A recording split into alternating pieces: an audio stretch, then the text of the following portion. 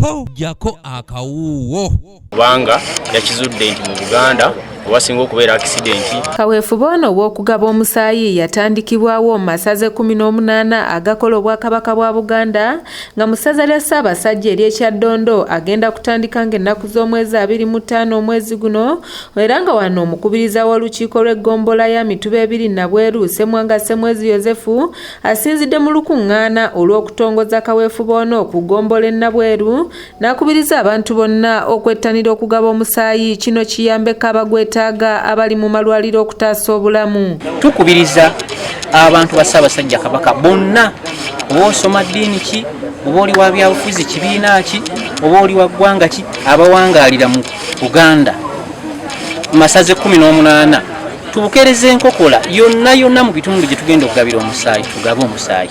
Naye nga ffe eggombolola y'e Nabweru tuli ku 25. Meya wa division y'e Nansana Joseph Matovu asinzidde mu lukuŋŋaana luno n'avumirira ebikolwa eby'ebitongole ebikuuma ddembe okukwatanga abakulembeze mu ngeri enkyamu nga beerabidde nti be bakama baabwe. Wabula wakati mu kusoomoozebwa era ndazo obutali bumativu kubanga enteekateeka nga zino tugenda kuba ne meetings ezitatadde naye abakuumaddembe balina engeri gye batuyisaamu.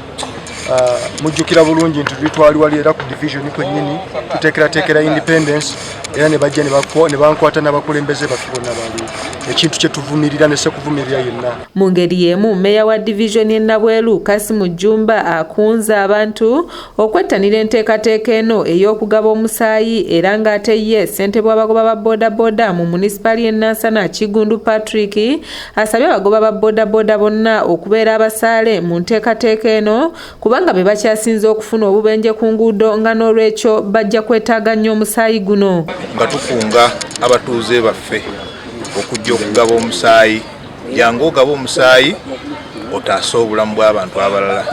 Tulina abantu bangi nnyo abeetaaga omusaayi era Ssaabasajja Kabaka waffe wa Buganda yakiraba nga kya muwendo era kya mugaso. Twettanire enkola ey'okugaba omusaayi tubeere nga tugijjumbira.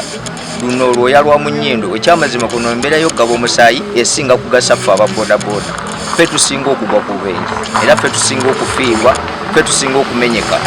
N'olw'ensonga buli muntu amenyeka aba yeetaaga ecupa y'omusaayi. Ate abamu ku bakansala b'ebitundu eby'enjawulo nabo bavuddeyo ne bakunga abantu be bakulembera okwettanira Kaweefube ono w'okugaba omusaayi kubanga omusaayi omuntu gwawaayo gubaako obulamu bw'omuntu bwe gutaasa.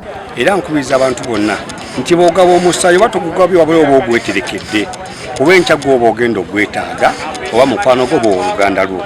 So twagala tukikole, tukikozese kajanja tulabe nga Ssaabasajja Kabaka owaffe owa Buganda atuuka mu kitabo ekya Guinness Book of Records oba amenya record eyo. Doreen Nambiru yakusakidde eggulire lino ku lwa ABS Television. Tukwatibwako kyenkanyi kukuba omulango gwa Ssaabasajja Kabaka olw'ensonga nti abantu betukulembera ba Ssaabasajja Kabaka so tekiri mu byabufuzi, tekiri mu madiini,